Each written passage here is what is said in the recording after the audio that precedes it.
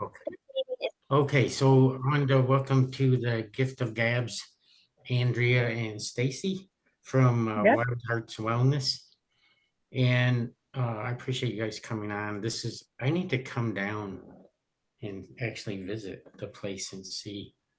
I think I would fit okay because you said mental health was what you work with. So maybe I Hmm. can come down and you can help me out too. Yeah. Uh, before I forget, K-State or Kansas plays Central Florida this fall or no? You know? No, I don't think they do. I haven't seen it on the schedule at all. I don't think they do. Okay. Well, I still want to come down. I'd still like to go to that new arena if Yeah, we I get know we need to go, this don't we? We need to go to together. K-State. Yeah, the Yeah, K-State arena. yeah. Yeah. Okay, so let me start a little bit with your backgrounds. I don't know who wants to go first, but if you can talk about your backgrounds in education, maybe your backgrounds professionally in the interest in horses. Go ahead, Stacey.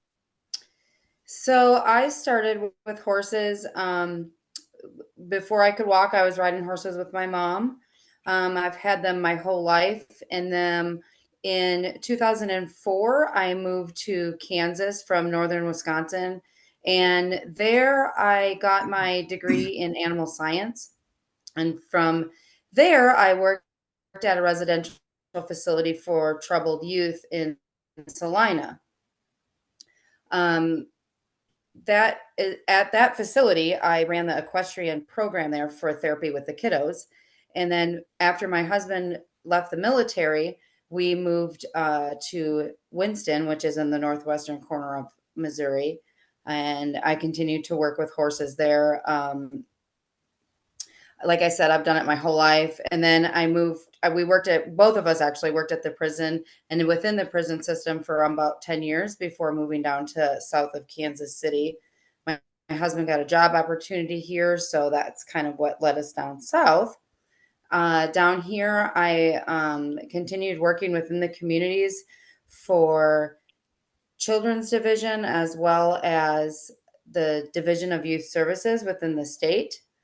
I have since separated employment from the state and now work for a community based program where we work with youth within the community.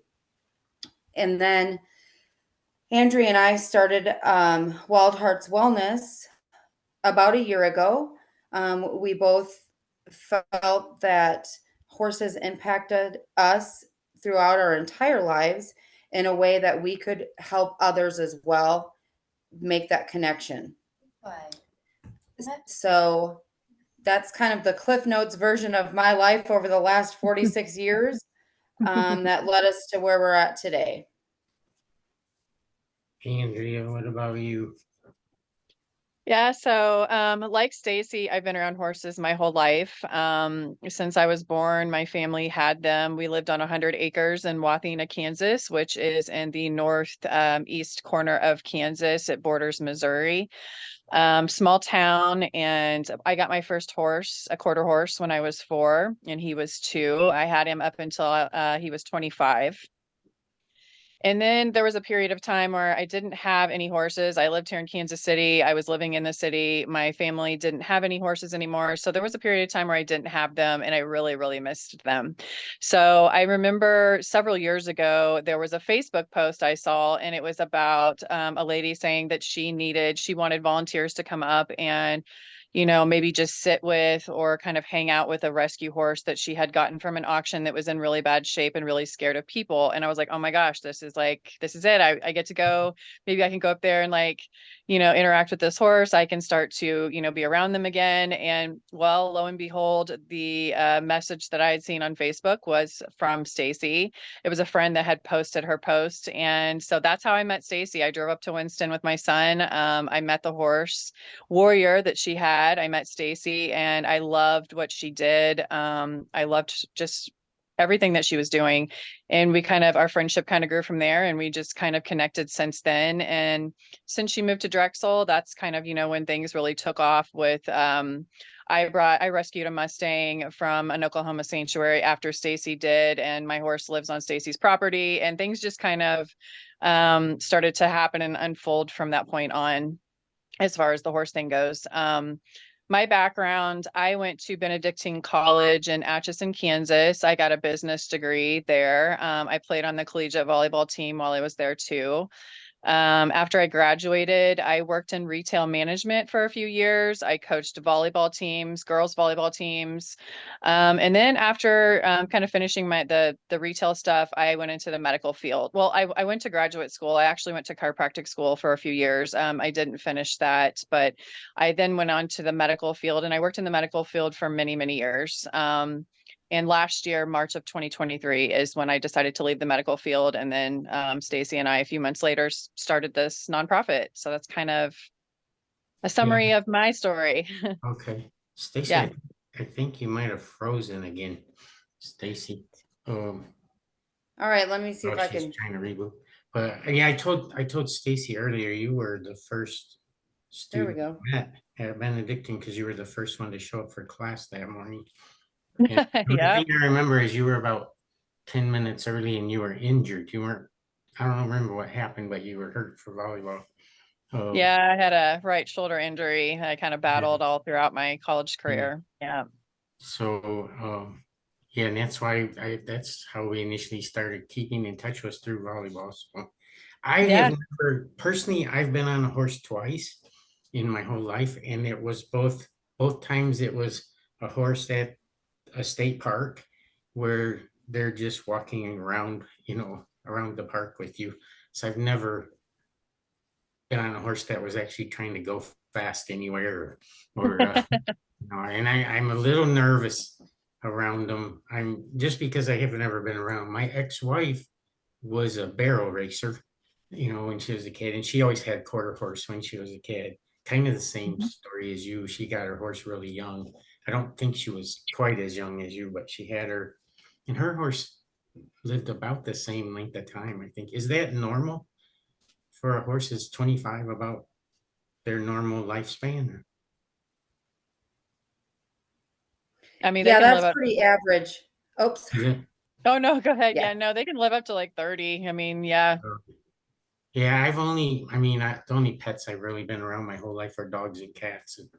And I had a Doberman that made it to 15. I thought that was pretty good for a Doberman. So Yeah, that's old. dogs I like, horses I'm still not sure. I remember last year we were talking about it and you said they're just a big dog, and I think if I treated it that way, I would probably not be so nervous around them. I just don't know how to react. Dogs always seem to like me, so I don't.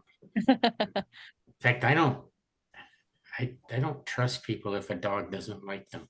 I feel like that's a good indicator. But and Yep. maybe horses are the same way. So, so I was a little confused about what you do because my impression was that it was a horse rescue, and you explained to me that you're doing it to allow people to come out and interact with the horses and more of a therapeutic kind of environment.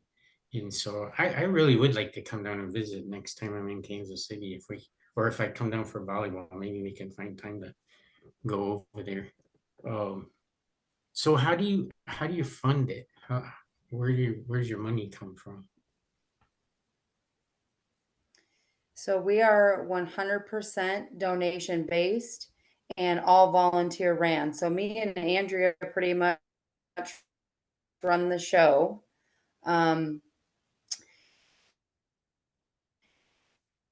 Anytime anyone comes for to interact with us, not receive any type of services because they couldn't pay for it. So I work a lot and my husband works a lot, and we had our first fundraiser of June of this year, and we're hoping to do another one this October to help raise money mostly for care of the equines, but also for stuff that we need for the activities that we do with the people that do come. So I'm guessing it's pretty expensive to take care of the horses. How much would you spend on like food for a horse average? So it just kind of depends, and right, the economy now is so crazy, and it's everything costs so much. But it's an average, like through the winter, it's more. We have 40 acres here and probably 30 plus of it in pasture. So they do have some offset costs as far as hay because they can eat grass some of the year. But it's about $100 per horse per month, and we have 12 here. Oh, wow. So when you, I'm gonna go back for a second. When you said you're gonna have Some a of our fundraiser, horses have special diet. We have a specific horse that has to have. oh, I think I'm losing losing your audio for a second.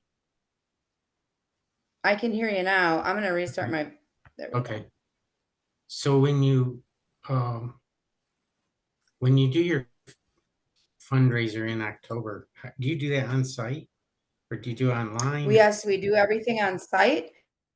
That way people can see kind of what we do and meet our horses and so far everything's on site. Yeah. We haven't done anything off of site and get some hands-on experience and So if you do a couple of those a year, are they enough be able to, to see the horses. when you do a couple fundraisers a year, is that enough to offset your costs? I wouldn't say all of our costs, no. I mean, No. Go ahead, Andrea. oh, it's okay. I wouldn't say all of our costs are offset by the fundraisers that we do. I mean, they're very helpful. I mean, like the one that we did in June where we had our first open barn, we raised over $600, which we were really happy with because, it was our first event and, that's very helpful for the program and for the horses. But we typically, just because we're new, I mean, we just got our 501c3 status. We're approved for it at the beginning of November of last year. So we're very new. So just, gaining followers on our social media accounts is always helpful. And like when people share our posts on social media, that's also helpful for us to be able to get funds outside of the events that we do. But anytime, we just had a horse a few days ago that was acting like it was sick. And so Stacey had taken him to the local vet for an emergency visit. And we were able, to post about that, about our links for donations if people wanted to help us with that bill and donate or whatever. So we're able to do, smaller little fundraisers on the side through social media as well. Right. So, and I can do that too. I'll subscribe to your Instagram and Twitter or whatever other social media, and so then I can forward those things and put a link up. So when they come, if they attend the fundraiser, you said you go in and meet the horses, or so how long would you be there if somebody comes down for that? Is it like a 2 hour thing or an all day kind of thing or? Stacey, you want to go ahead or you want me to answer? Sure. I can't get my camera to work, but if you guys can hear me, I Okay. can yap. So we did it for a couple hours. It's just kind of weather dependent and what we have available for volunteers to help us. So we charge an admission fee and we have a barn where we can house 4 horses in there and we have a couple different areas that we can keep them. We have a resident unicorn. He weighs about 1,800 pounds. He came to us probably about 6 months ago, and he used to be a carriage horse. And so we dress him up as a unicorn, and you're able to interact with him and get pictures and different things. But yes, you can interact with the horses. We don't do any riding or anything like that at an event. There's so many more activities than just riding a horse, just being with them, grooming them, and different things and interactive ways that you can be around them without being on top of them. Is 1,800 pounds to me that sounds like a Clydesdale. Am I way off? Yeah, yes, very similar in size. Oh, Yeah, I got very, it. very similar. The only He is a time, percheron. okay. I've seen Clydesdales, but only when I went to the Budweiser brewery in Colorado, Fort Collins or somewhere in that area. And then I saw them in St. Louis a couple times because they had some there at Anheuser-Busch and at the zoo and stuff. So, oh, what's a quarter horse weigh typically? Are they like 1,000 I pounds? would say average is probably 1,000 to 1,200 pounds. It just kind of depends on the horses and how they're bred. It's just like dogs with different breeds.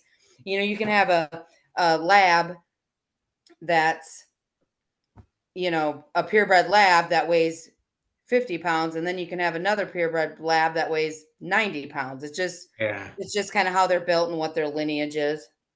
Yeah, my Doberman was about 70 pounds, and I thought that was more typical. You see some of them that are bred with Great Danes or whatever and make them really big, but with Hmm.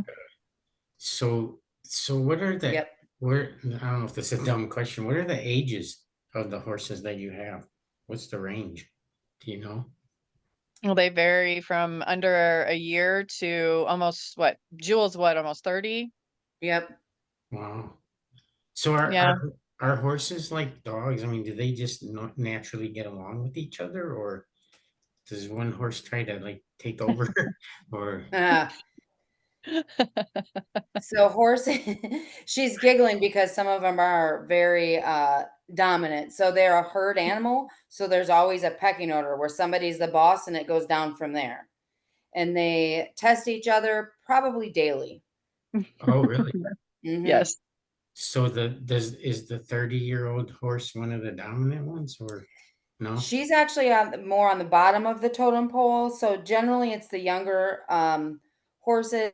So our Mustangs rank up there, and then we have another Appaloosa that she's pretty high in the ranks, and then everybody's kind of battles for in the middle, and then there's a couple on the bottom. The Mustangs are very so in Very. herd dynamics, like horses are a herd animal, and there's everybody has a job, and there are rules that they follow, and somebody makes sure that happens.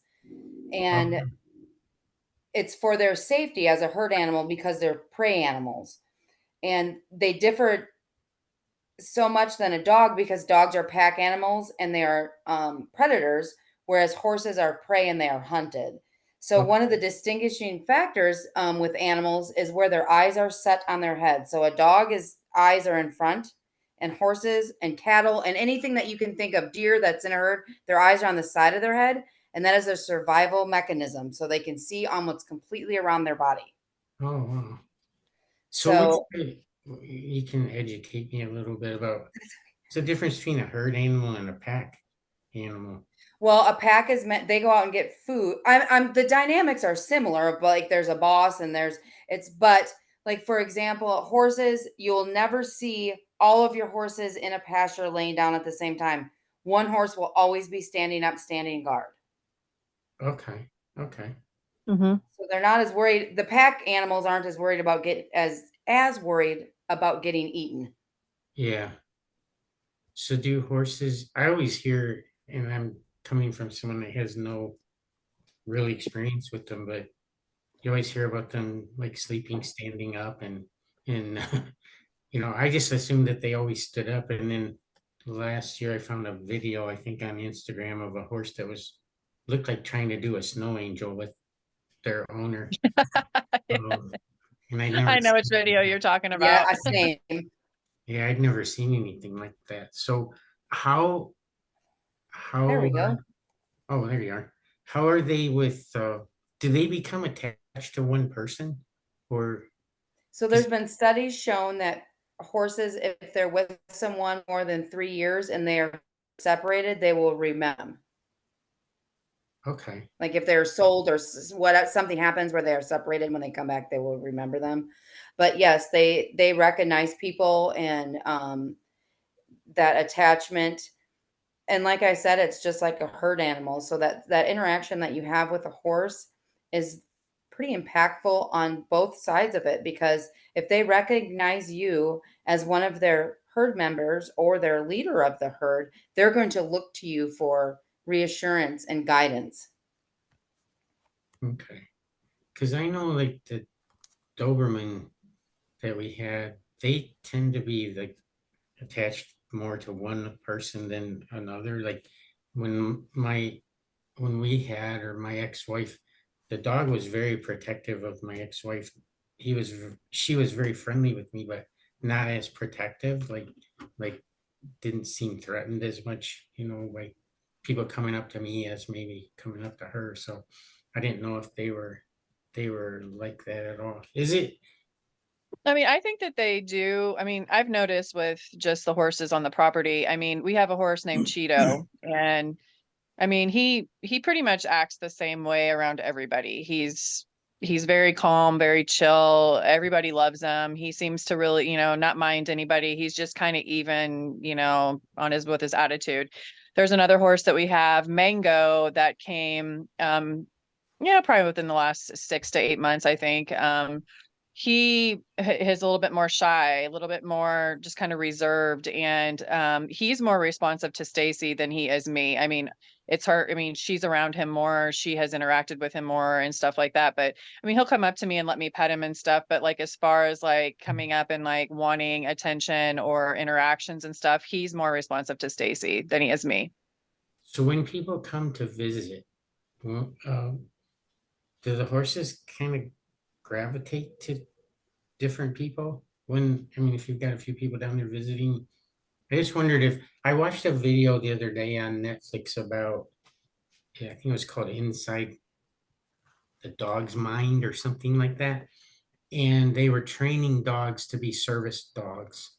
And they would bring them in and they would try to sort of match them up with different people. They'd have 6 or 8 people there that they were trying to match up dogs with, and they were seeing which ones had more of a rapport, with each individual and stuff. Are horses the same? I feel like animals have a pretty good sense you know, of people. They can kind of read them maybe better than people do sometimes. But are horses that way too? Are they, when you have somebody come down?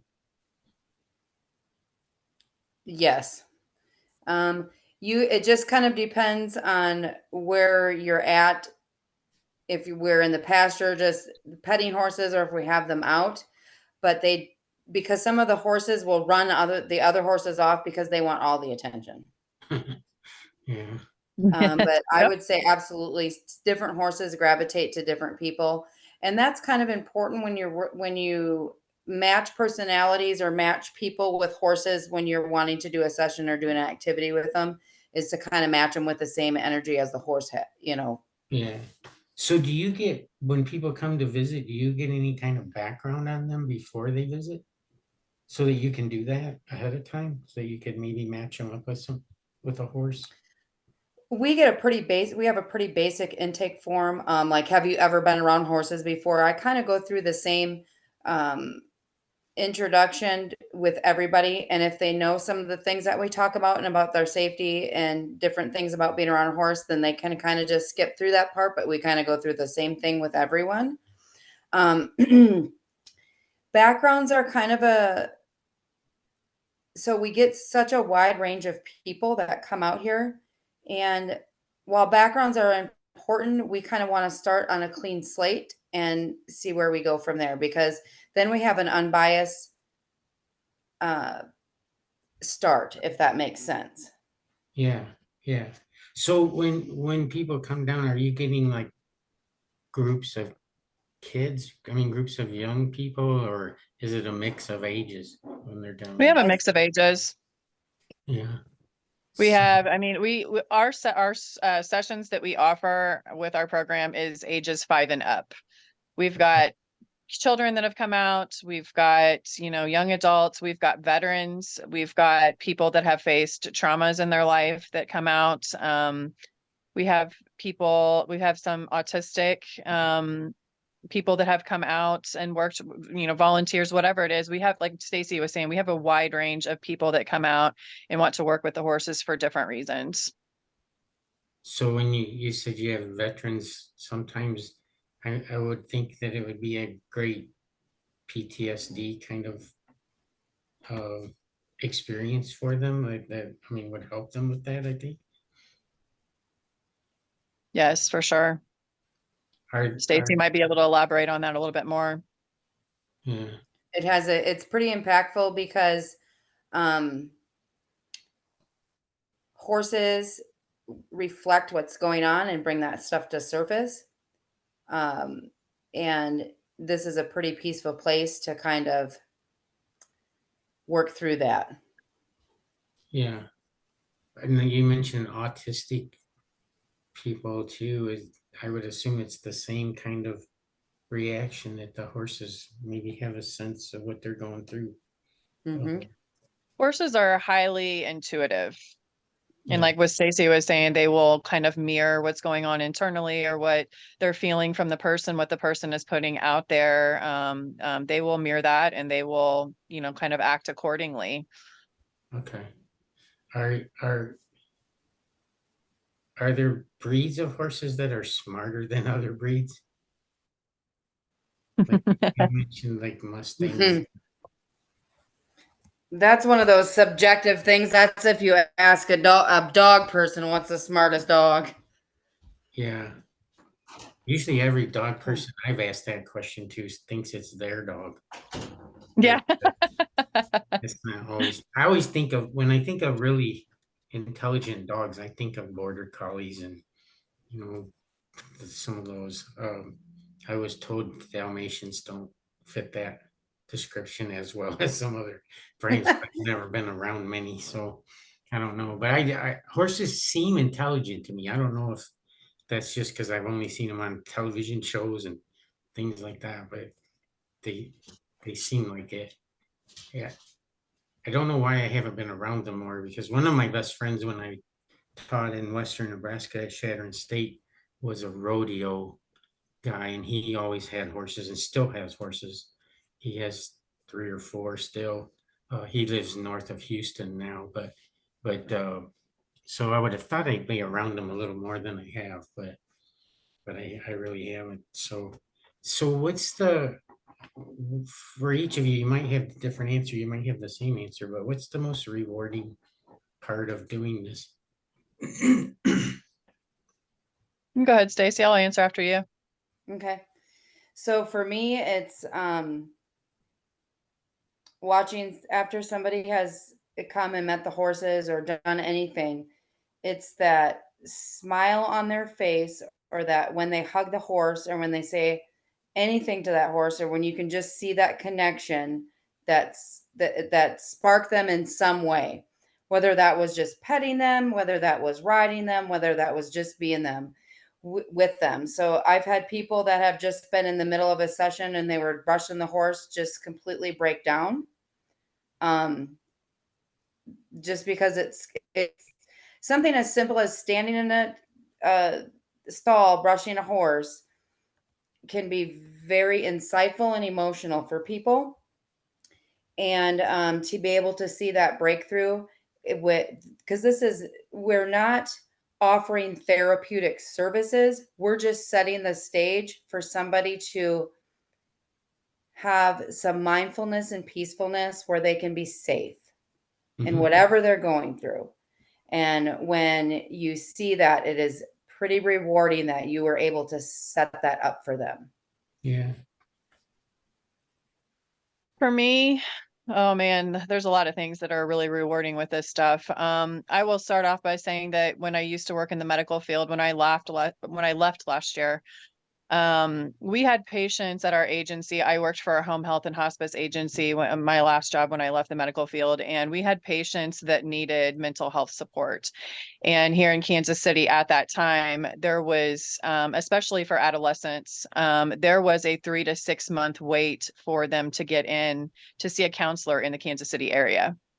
And so I think that just really shows the need for services and that people are struggling and need this extra help. So part of the reason we started this nonprofit was because we saw the need for alternative outlets to be available to people, and not everybody has insurance or has the financial means to be able to afford, these services. And so that was one reason why we wanted to have a nonprofit where it was donation only, so people could just come and give whatever they have and still be able to receive the benefits and not have the blocks and barriers of finances to get in the way of getting what they need for help.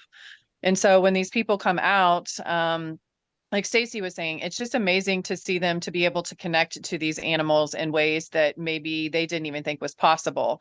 Or, showing somebody a horse and having them stand next to this huge animal and they're just like, oh my goodness, like, you know, they're just kind of in awe about it. Or, people that have been around horses too, just being able to connect to them in a different level. And because Stacey is out in a more rural area, and they're getting away from the chaotic, city life, the hustle and bustle, the stress stuff that they might experience on a day-to-day basis, and they're coming out to, nature, a quiet space where they can connect. And horses, they, like I said, they'll give you what you need. They're not going to judge you. I think a lot of times when we're going through something, whether it's mental health or otherwise, we think that we're being judged, or somebody might judge us if we tell them what's going on. When you're face to face with the horse, working with them, they're not going to judge you. They accept you for who you are and what state you're currently in. So just watching those connections and watching the smiles on the faces, and it's amazing. Yeah. Yeah. I feel like, just from talking to you a little bit, I feel like I would be more comfortable, going down and being around them. I feel like dogs are the same way. I mean, dogs, to me, dog treats you the way you treat them. And, and they don't really judge anybody either. So that's, that's pretty sort of refreshing, I guess, or reaffirming. Yeah. So, how wide of an area have you had people come from? I mean, are they just strictly coming from the Kansas City area, or is it a bigger radius of people that have visited? I would say Kansas, within an hour to an hour and a half ish from here. Okay, okay. And I assume they're scheduled ahead of time. Do you? Okay, so they. It seems like, to me, it would be a great thing for, like, school, like classes of students, maybe elementary students or middle school students, or would be a good sort of group of We people. have an option where if people, aren't sure if they want to come out and do one-on-one sessions, or they just want to see, what we have available, and tour the facility, we do tours. So people can come out and we'll show them around, show them the facility, show them the animals, introduce them to them, and if that's all they want, that's fine. But they can, from there, they can decide, well, maybe I do want to come out and do sessions, or maybe I know somebody that needs this, and then they can go on and tell a loved one, about what we have. But I mean, there's other animals on the property just besides horses. We have donkeys, there's cows. Oh, Stacey is really? a foster home for Kansas City Pig Rescue. So there's some pigs on the property, there's chickens, there's emus. We have a lot of different, animals on the property that people enjoy just kind of seeing and interacting and hearing the stories about. So that's kind of fun when people take tours as well. Yeah, we need to find a day for me to come down for volleyball, and I'll just come down that morning and maybe spend the day over there or something, or a few hours. Yeah, we'd love that. That'd be great. So I could see it, and maybe I could. I mean, if you guys wouldn't mind me, I could bring a camera or something and put some of that up on our website. Absolutely. Of course. It'd be fun. Well, I'm a lot more flexible now, because I told Stacey I quit teaching about 3 or 4 weeks ago. And Oh, so did you? just doing this now. Some people asked me if I was going to miss teaching, and I think without this, I probably would. But I taught for 41 years, so but I'm trying to get this going, and I'd like to spend all my time on this right now. So it's been fun so far, and I've got another. This is the third one I've done. I've got 11 more lined up to do. So I have a pretty good range of people. Next week I have a lady that was in the military who's going to come on, and then I have 3 high school wrestlers that are 2 of them are state champs, one's a state runner up, and they're friends. I have a couple former students that are business people now. I have the Central Florida coach I'm going to try to get on if we can get a hold of her. Oh, Jenny, yeah. Yeah, I want to have her on. I have potentially an Olympic javelin thrower coming on in the next couple of weeks. So I'm going to get to see a lot of different people. Stacey mentioned that you worked in a prison for a while. My first teaching job was in a prison for the first year, and it was a program in Michigan through a community college where they could take courses and get a degree there. It was a little different than being in a regular classroom, but Oh, yeah. They had, where I worked, they had this school where they could do that too. And yeah, the women's prison here offers that as well, where they can have like college courses taken and stuff. yeah. I thought it was a good idea. It's a good program to have in there, but they weren't. You couldn't joke around with them the same way you could in a regular classroom because sometimes they take it a little, take offense to it a little bit. But it was a good. I figured if I started there, people would know I really wanted to teach, and so I found other jobs through that. But so let me. I don't want to keep you guys too long, but let me kind of wrap this up with. I've been asking people just 5 little fun questions, so I'll let each of you respond to these. Um, I'm going to go a little different order this time because I've asked this of the first two, and I'll tell you what they told me afterwards. But I feel like I can guess this one. But one of the questions is, if you could be any animal, what would you be? Definitely a horse. Yeah, I can be any animal. I don't know. I mean, definitely a horse, but I think it would be cool to be some kind of bird too, where I could fly. I mean, just yeah, being able to fly in the sky and look down on things. I think that'd be a really cool perspective. yeah, like a live drone. Yeah, exactly. Um, the first two people I had on, one said a horse and one said a gorilla. Oh, so I Hmm. I don't know. I've always felt that for me personally. I think personally, I think I'd just like to be a dog with somebody that treats me well. Because some animals are abused, and I never understood that. Why people would do that. Do you guys have horses that have come in that have been abused? You mentioned one that you worked with. Is that normal or no? Unfortunately, yes, it is. Stacey can give you a little bit more on that because she's usually the one that goes to the places where this happens. It's a crazy rabbit hole that you can go down with a horse rescue and horse slaughter and all of that. But I try to, there's so many, and everyone is very overwhelmed in the animal rescue in general right now.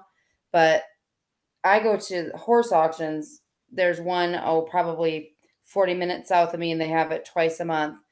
And not all auctions are bad, but there's always a group of horses that are labeled slaughter horses. They aren't ridden in the arena, they're just Mhm. or into the ring. And we got one of our horses there that I thought we'd take a chance on, and he's probably been one of the best he has been the best horse in our program.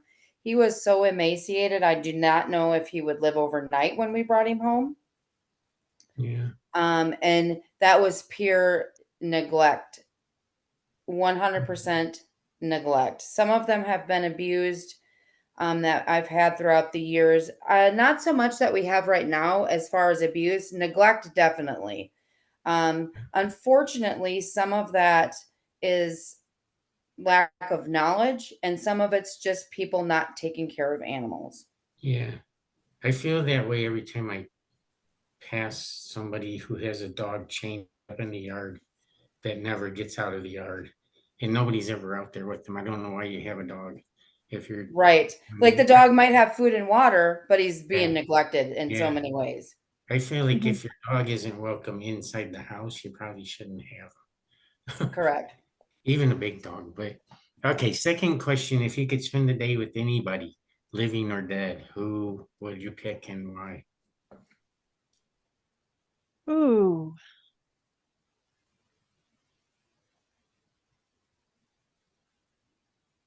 I'll let you think on it a little bit and tell you the first two people. One said Steve Jobs. Um, she was the Oh, that's a person. hard one. She was the person that did my website, so I wasn't shocked by that. But and the second one said Nadia Comaneci, which Gymnast? yeah, I thought that was a pretty cool answer because I remember when Nadia Comaneci scored like the first 10 in the Olympics in '76. I think I was listening to it on the radio because I was a test driver for Chrysler, but we can come back to that if you need to think about that a little bit. I mean, I think that there would be a lot of, especially like musicians. I'm really into music. And so there's been some musicians that, are deceased now that maybe I didn't get to see in concert or, whatever that I would think that would be cool to hang out, with for the day. But I would probably have to say my grandmother. She passed away when I was, I think, like 28. And we were extremely close, and I just miss her a lot, and I would love to be able to see her again. So I would say her.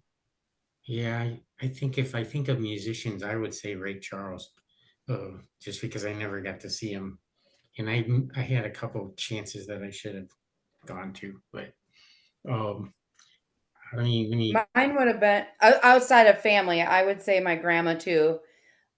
She's been gone for probably 15 years now.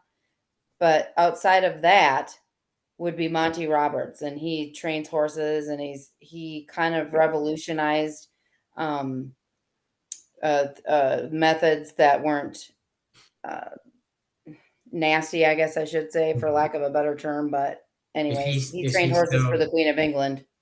alive? Yes. Is he? Hmm. So yeah, He's in the California area. okay. Yes, he runs Flag is Up Farms in California.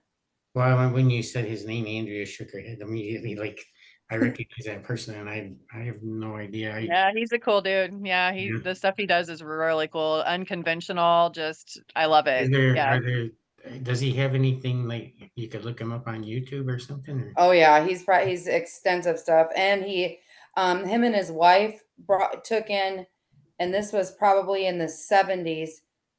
I can't tell you how many foster kids. Oh, really? And it's Monty Roberts? Is that what you said? Yes. Yep. I'm gonna have to look him up. Anyways, cool dude. Look him up. See if you can Yeah, get him on the show. Yeah, no kidding. I We'll would. come back on the show if you get him. Yeah. Okay. Well, I'd have to have you come back because it's supposed to be about women. So I have you come back. But Got to stay true to what you. yeah. So third question is, what's the most interesting place you've ever visited or would like to visit?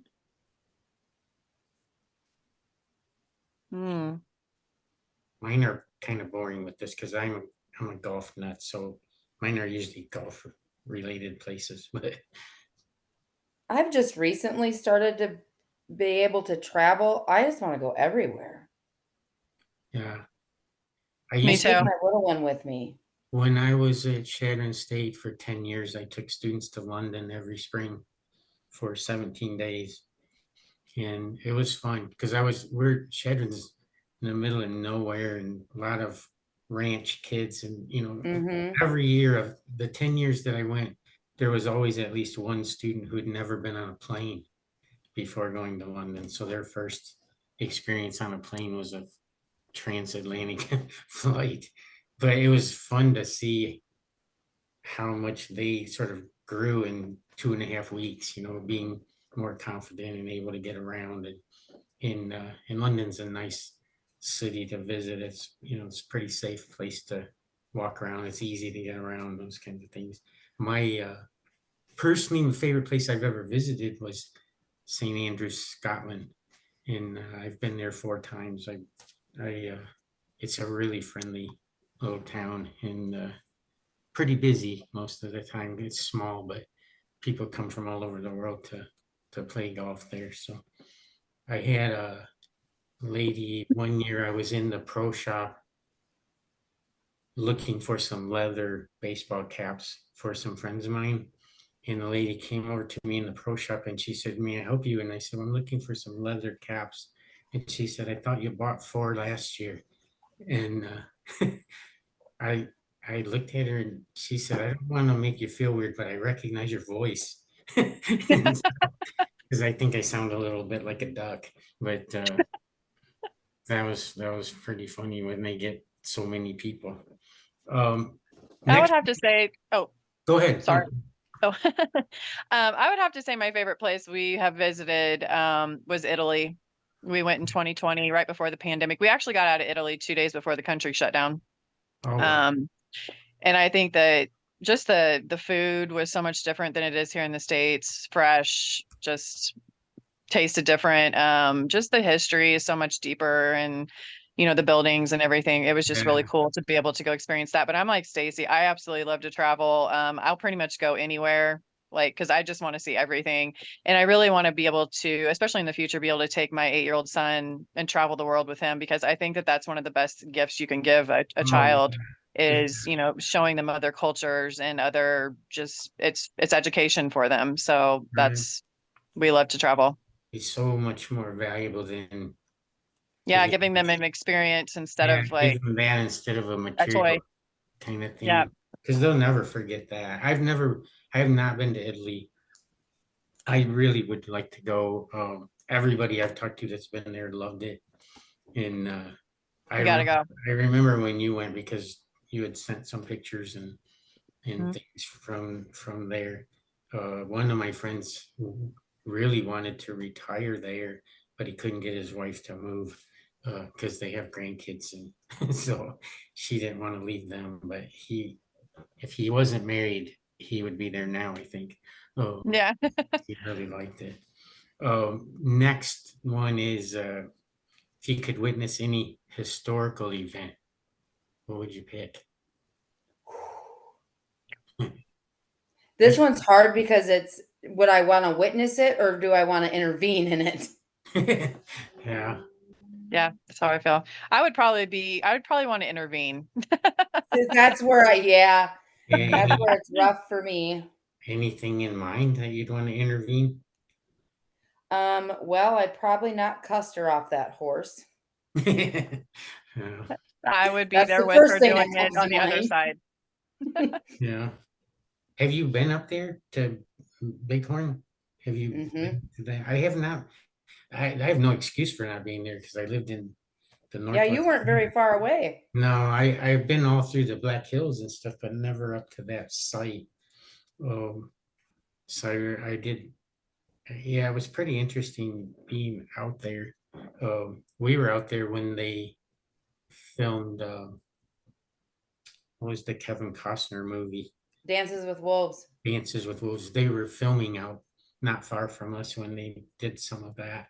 It was fun to go to that movie in the theater because there were a lot of Native Americans in the theater with us, and they were pointing at the screen saying, "Oh, there's so and so," and there's and they were recognizing friends of theirs that were in the movie. So that was pretty cool.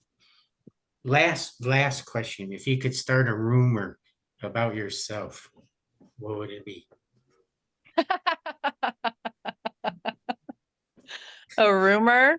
Mhm. Hmm. This could Oh, go in so many directions. oh, it sure could. Um, wow, I wasn't expecting this one, Gary. You threw me for a loop. I'd start something wild like I won the lottery. Man, I don't know if I'd want to tell people that. Well, then the news would show up and I'd be like, "Hey, by the way, that was all BS, and I would actually like you to donate to my Yeah. nonprofit." Well, Yeah, you can film our facility. I did buy a lottery ticket today, so if I win, I'll make sure you get some of it so that you're Well, okay. thanks, Gary. Now I have to because it's on record. So It I is. don't know. I feel like rumors are just people talking about things that they don't know. I mean, they're just yeah, talking about things that they don't know about. So anytime that there's something that's said about me that's not true, I'm just like, I don't know, like believe it if you want to, because I don't know. I don't know. I don't know what I would pick. But yeah. the lottery one's good because I feel like we could get some news press out to see us that Oh show up yeah, at your door. yeah. Or some wild thing like we're gonna meet. I want Taylor Swift and Travis Kelsey to come, so we need to start something about that that gets an uproar to get people out here. You know that those Yeah, kind of rumors. I would think Yeah. that's I would think that's Beneficial possible. rumors. I would think that's possible actually, with them both being there a lot. Maybe we need to start see if we can get that trending. I mean, Brittany Mahomes, Patrick Mahomes' wife, when they first came to Kansas City, she was huge into volunteering at Kansas City Pet Project. Oh I really? don't know if she is now, but she was always posting things on her Instagram about the dogs and stuff. So I know she's a big animal person. So maybe we could get her in the door because I think she's like besties with Taylor now. And Yeah. then, we could get Well, the that's what I whole was gonna gang say. out. If you got her, you'd probably get all four. I know, just get the Mm. whole gang Yeah, out. oh darn. And Taylor seems pretty generous about donating to local things. So I know she donates to something in every city where she plays and stuff. So, but I don't know either one of them. I'm kind of hoping it works out because I just like it, and I also like the fact that it makes some people mad. So it would be cool. We need to start working on that because I would think that's possible. They all seem Well, like let's get this podcast out to them, and then they can listen yeah, to this, and then they can, yeah. you know. That's what we need to do. Maybe go send them a link to this on their social media stuff. So Contact their little PR people. yeah, I think that's a good idea. That Mhm. would help all of us and get all of us Mhm. on the map if that was included there. Well, I appreciate your time. It's good to talk to you guys. I haven't seen Andrea for a while, so usually only during volleyball season, it seems like. So, Yeah.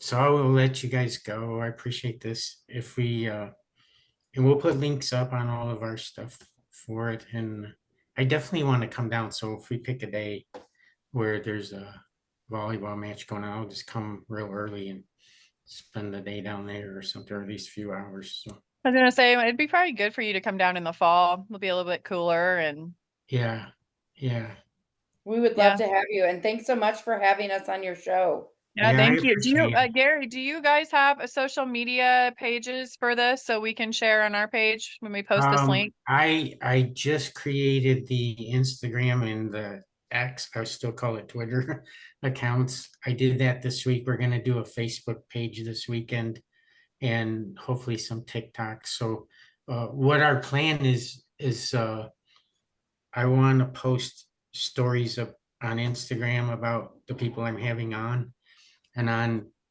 uh, Twitter or on X. Um, what I had thought about doing was this day in women's history every day, just talking about different events that are coming up. Because this was my original thought for this podcast was that I just wanted to do something on women's golf because I'm a big LPGA fan and I've gone to a lot of their tournaments.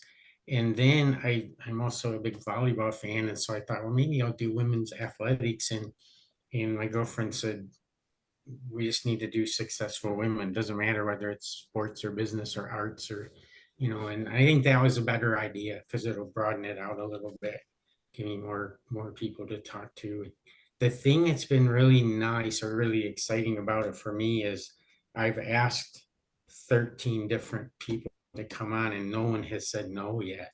So it's the complete exact opposite of me trying to get a prom date in high school of everybody's saying yes to me now. So, um, but, and I think it's because I think most women that are successful want to tell other, especially young girls and, other people how they got there and, what it is about it that they like. Cause and I know it sounds sort of like what you always tell kids, but I think you got to find something that you love doing or you're just going to be miserable. I mean, you gotta want to go there every day. And that's the thing I really liked about teaching was a month ago when I was finishing up, I liked being in class as much last month as I did when I started in 1983. And so, and I've had a couple jobs. I've been lucky. I've only had a couple jobs that I didn't like. But when I had those, every morning I wished I was going somewhere else, and it just makes things a lot easier, makes your life more fun, I think, to find something you like. And it's hard to tell people you don't pick something because of how much money you'll make. Pick it because it's something you have a passion for. In So that's another thing I like about this is it just gives me a chance to talk to a bunch of different people and everybody's been pretty responsive so far. So Good. I will let you go. I'll get in touch with you. I'll probably text you in a little bit. We'll figure out what K-State's or Kansas schedule is. Okay. So that sounds good. Yeah, I'd love to have you down. And thank Yeah. you again for inviting us on here. We appreciate it. Yeah, We'll thanks so We'll share it on our page once it's up and stuff, and we'll share your page so people can go and like you. Okay, I'll send you the link as soon as it processes. I always process it and then watch it and make sure everything is okay, and then I'll send you the link. Should we just share your YouTube link or your website? Like, what should we share on our page to show people where they can watch it? I think well, the website and the YouTube link will both places they can click on it and Okay. have it come up. But I should be able to this weekend send you Facebook, Instagram, and X links. Okay. Awesome. So that we have all of those. And yeah, I'll get it. I'll ask you later again, but September 29th is Nebraska and Southern Cal. It's a Sunday at noon, or Sunday at 2:00. But that's Allie is coming back because she's at USC now. Mhm. So if you wanted to come to that one, you could meet her and her mom and dad and stuff. So Okay.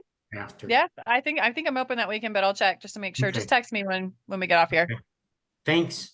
You're welcome. It's good to see you, Gary. Thanks, Thanks. guys. Good. Bye. Bye.